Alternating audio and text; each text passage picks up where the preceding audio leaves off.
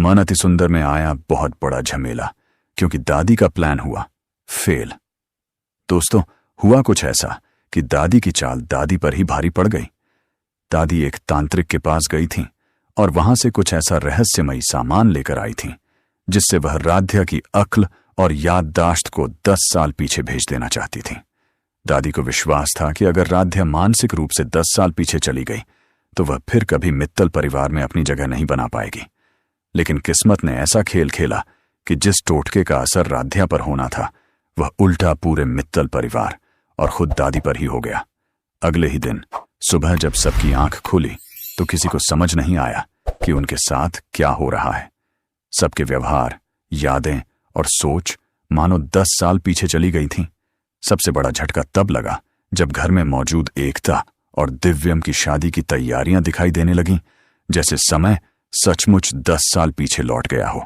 केवल राध्या ही ऐसी थी जिस पर उस टोटके का कोई असर नहीं हुआ था और अब पूरे घर का भविष्य उसी के हाथ में था। अगर आप राध्या के सपोर्ट में हैं तो इस वीडियो को लाइक और चैनल को सब्सक्राइब करके कमेंट में आई सपोर्ट राध्या जरूर लिखें। दादी को पहले तो लगा कि उनका टोटका सफल हो गया है, लेकिन कुछ ही मिनटों में उन्हें एहसास हुआ कि गड़बड़ हो चुकी है। उन्होंने देखा कि प्रथम उन्हें पहचान तो रहा है, मगर उसी पुराने अंदाज में बात कर रहा है जैसे 10 साल पहले किया करता था। उर्मी पुराने कपड़े निकाल रही थी। दिव्यम अपने शुरुआती बिजनेस प्लान की बातें कर रहा था और एकता की आंखों में वही सपने थे जो उसकी शादी से पहले हुआ करते थे। सबसे हैरानी की बात यह थी कि घर में हर कोई राध्या को अजनबी की तरह देख रहा था। राध्या समझ नहीं पा रही थी कि यह सब कैसे हुआ, लेकिन जब उसने दादी के कमरे में तांत्रिक का सामान देखा तो उसे शक हो गया कि इसके पीछे कोई बड़ा राज छिपा है। दादी चाहकर भी किसी को सच नहीं बता पा रही थीं, क्योंकि अगर उन्होंने स्वीकार कर लिया कि उन्होंने टोटका किया था तो पूरा परिवार उनके खिलाफ हो जाता। उसी बीच घर में एक और अजीब घटना होने लगी। सबकी यादें केवल 10 साल पुरानी नहीं हुई थीं, बल्कि वे उसी समय के अधूरे झगड़े, सपने और गलतफहमियां भी दोबारा जीने लगे थे। दिव्यम और प्रथम के बीच पुरानी प्रतिस्पर्धा फिर से जाग गई। उर्मी और अन्य सदस्य भी पुराने विवादों को लेकर बहस करने लगे। ऐसा लग रहा था मानो समय का पहिया उल्टा घूम गया हो।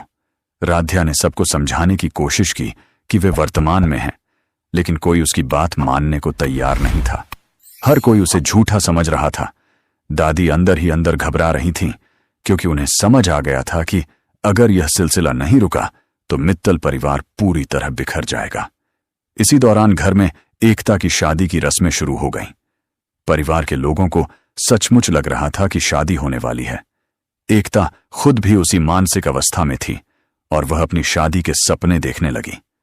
घर सजाया जाने लगा, पुराने गाने बजने लगे और हर कोई उसी दौर में जीने लगा। राध्या को यह देखकर दुख हो रहा था, क्योंकि वह जानती थी कि यह सब एक भ्रम है। उसने दादी से अकेले में बात की और पूछा कि आखिर उन्होंने ऐसा क्यों किया।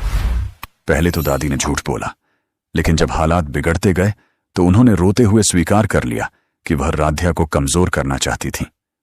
यह सुनकर राध्या का दिल टूट गया, मगर उसने तय किया कि चाहे दादी ने उसके साथ कितना भी बुरा किया हो, वह पूरे परिवार को इस मुसीबत से जरूर निकालेगी। राध्या ने तांत्रिक के बारे में जानकारी जुटानी शुरू की। उसे दादी के कमरे में कुछ पुराने कागज मिले जिनमें उस टोटके का जिक्र था। उन कागजों में लिखा था कि अगर टोटका उल्टा पड़ जाए तो परिवार के सभी सदस्य अतीत में फंस सकते हैं।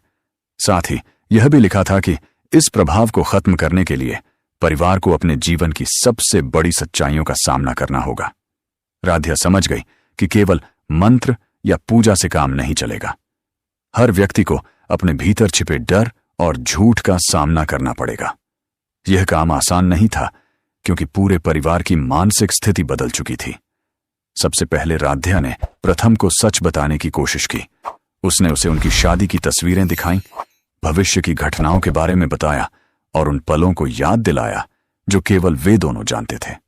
शुरुआत में प्रथम ने उसे पागल समझा, लेकिन धीरे धीरे उसके मन में शक पैदा होने लगा। कुछ यादें धुंधली सी लौटने लगीं। जब प्रथम ने अपनी ओर राध्या की कुछ तस्वीरें देखीं तो उसका दिल बेचैन हो उठा। उसे महसूस हुआ कि कहीं न कहीं राध्या सच बोल रही है। यही वह पल था जब राध्या को पहली उम्मीद दिखाई दी कि शायद परिवार को बचाया जा सकता है। दूसरी तरफ निहारिका इस पूरे घटनाक्रम का फायदा उठाने लगी। उसे लगा कि यह मौका है जब वह परिवार में अपनी जगह मजबूत कर सकती है। उसने लोगों को राध्या के खिलाफ भड़काना शुरू कर दिया। वह कहने लगी कि राध्या ही इस पूरे बदलाव की वजह है और उसी ने कोई जादू किया है। कुछ सदस्य उसकी बातों में आने भी लगे। घर का माहौल और खराब हो गया। राध्या एक तरफ परिवार को बचाने की कोशिश कर रही थी और दूसरी तरफ उसे खुद को निर्दोष भी साबित करना पड़ रहा था, लेकिन उसने हार नहीं मानी। इसी दौरान एक ऐसी घटना हुई जिसने सबको हिला दिया। घर के पुराने स्टोर रूम में वही रहस्यमयी संदूक मिला जिसमें तांत्रिक का सामान रखा था। जब उसे खोला गया तो उसमें से अजीब रोशनी निकली और कुछ पुरानी वस्तुएं बाहर गिर गईं। उनमें एक तस्वीर भी थी जिसमें पूरा परिवार खुश दिखाई दे रहा था। तस्वीर देखते ही कई लोगों के मन में वर्तमान की यादें लौटने लगीं। उर्मी को याद आया कि राध्या ने कितनी बार परिवार को टूटने से बचाया था। दिव्यम को याद आया कि प्रथम ने हमेशा उसका साथ दिया था।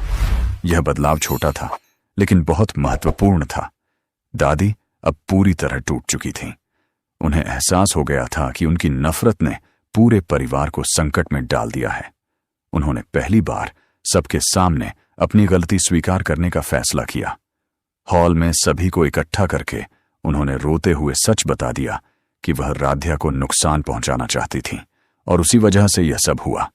यह सुनकर पूरा परिवार स्तब्ध रह गया। किसी को विश्वास नहीं हो रहा था कि दादी ऐसा कर सकती हैं, लेकिन सच सामने आ चुका था। राध्या ने दादी को दोष देने के बजाय उन्हें संभाला और कहा कि गलती चाहे कितनी भी बड़ी हो, उसे सुधारने की कोशिश करनी चाहिए।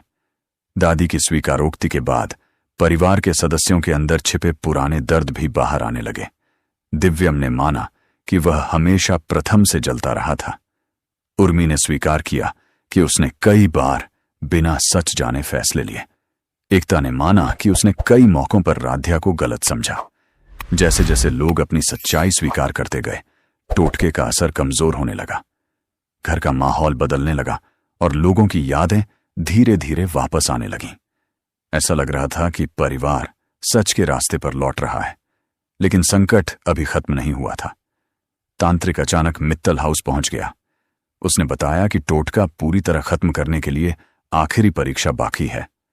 अगर परिवार एक दूसरे पर भरोसा नहीं करेगा तो वे हमेशा के लिए अतीत और वर्तमान के बीच फंस जाएंगे। तांत्रिक की बात सुनकर सब घबरा गए। उसने एक विशेष अनुष्ठान की तैयारी की और कहा कि इसमें केवल वही सफल होंगे जिनके दिल में सच्चाई होगी। अब पूरा परिवार एक साथ खड़ा था और पहली बार सबकी नजरें राध्या पर थीं, क्योंकि वही इस पूरे संकट में सबसे मजबूत साबित हुई थी। अनुष्ठान की रात मित्तल हाउस का माहौल बेहद रहस्यमयी था।